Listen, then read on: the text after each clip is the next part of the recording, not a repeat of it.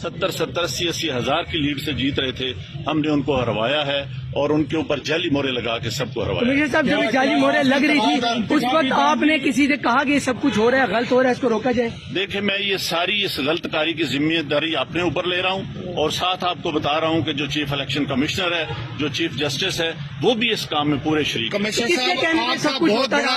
ये इतना सब कुछ जो हुआ आखिर किसके कहने पे होता रहा? आप क्यों प्रेशर में थे? किसने ऐसा किया? मेरे ऊपर कोई दबाव नहीं है। मेरे बाप दादा भी अंग्रेजों के खिलाफ और सिखों के खिलाफ जंगें करते रहे हैं, लड़ते रहे हैं ये मुल्क बनाने के लिए।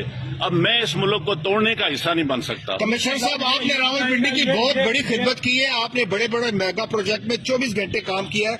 ये बताइएगा कि आपको कमिश्नर चीफ इलेक्शन कमीशन दबाव में ला रहा था कि ये करें सारे काम, लोग जीतों को आपने हराया, आपको नींद कैसे आती रही? किस तरह आपका जमीर जाग गया? देखिए, मैंने रावलपिंडी के लिए 14 16 घंटे काम किया है। मैंने यहाँ रिंग रोड बनाया है, 2-4 डैम बनाया है, होली फैमिली हॉस्पिटल बनाया है, जिमखाना बनाया है, मैंने लारी अड्डे बनाए हैं, मजदूरों के लिए सेंटर बनाए हैं, मंशियात के अड्डे सेंटर बनाए हैं। सब कुछ मैं अपने मुल्क की बेहतरी के लिए करता रहूं, लेकिन आखिर पे मैंने जो इस मुल्क के पेट में छुरा घूमता है, मुझे वो सोने नहीं देता। मैं ये सुकून की मौत मरना चाहता हूँ। मैं जो मैंने जुल्म किया है, मुझे उसकी सजा मिलनी चाहिए और बाकी भी इस जुल्म में जो लोग